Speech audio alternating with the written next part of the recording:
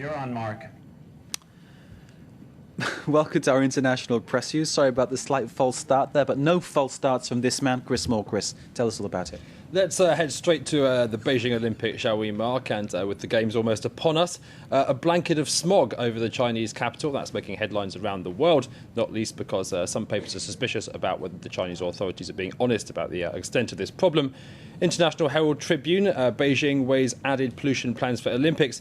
Now, the IHT said that this blanket of fog proves that Beijing authorities' plans to cut pollution in July by cutting traffic and closing factories have completely failed.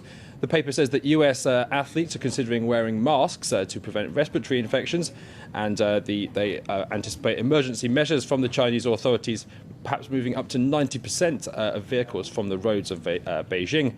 Libération, the French paper, takes this up as well. They say that the pollution levels are 2 times over the World Health Organization recommended maximum limit. They say that the opening of the Olympic Village was a complete farce with only 300 metres visibility. So that's in Libération, is it? That's in Libération, okay. Yeah, the French paper. Okay. And they really throw scorn on the efforts of the authorities to try and calm people's fears over all this, quoting one official as saying, well, it's a bit like entering a bathroom. Just because there's steam doesn't mean there's pollution.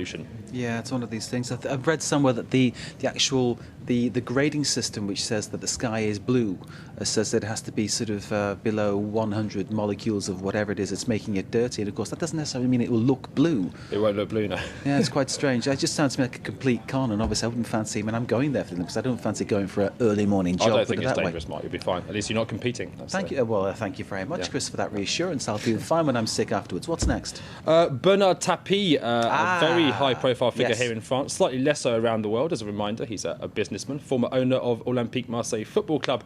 Now, 13 years of legal proceedings have just culminated. To go back over this story, in 1990, he bought controlling shares in Adidas with the help of the Crédit Lyonnais Bank.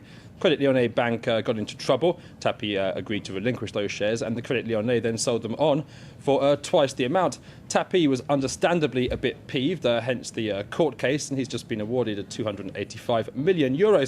Fair enough, you might say, were it not for the fact that Tapie is a controversial character, to say the least, convicted of fraud and corruption while president of Olympique Marseille. He was also a socialist at the time, which brings us on to the second issue in connection with this, which is that only the French Finance Ministry has the power to overturn this court decision.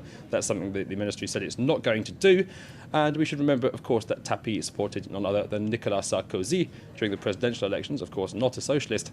And this has led opposition figures to ask exactly how far Sarkozy's hand may have extended into all of this. Yes, French politicians do tend to change sides with great alacrity. And of course, Tapie was in charge of Marseille during the match-fixing scandal back at that time as well. Absolutely. So obviously, a colourful character, very colourful character, not just in the light blue of Marseille. What's next? 2 more colourful characters. Nicolas Sarkozy, you've just been hearing about, and his glamorous wife, Carla Bruni.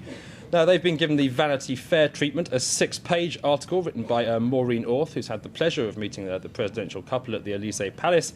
Now, I don't want to be too critical of the article, but there's a little bit of a Mills and Boon ambience to it all. Glamorous holiday destinations, name-dropping, loving testimonies from the rich and famous to the presidential couple.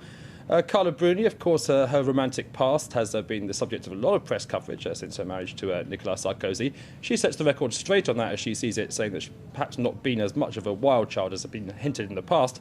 I'm not going to say anything about what it says about Nicolas Sarkozy's romantic past, but it's actually quite expansive on that if you want to log onto their website and have a look at it. So is there any journalism in this piece, or is it purely journalism? PR? They do say that at the time of this relationship, Sarkozy was plummeting in the opinion polls, accused of being le président bling bling, showing off his wealth and rich friends. And they say that marrying a supermodel, you would think, would actually sort of make that situation worse. But they say that Carla Bruni has really calmed the president down, that they're good for each other, and that the two of them are both taken much more seriously as a result of this marriage. OK, I'll definitely get stuck into that one, Chris. Thank you very much for that. Chris Moore there with our international press view. Sorry about the false start at the start, but no such false endings. Stay with us.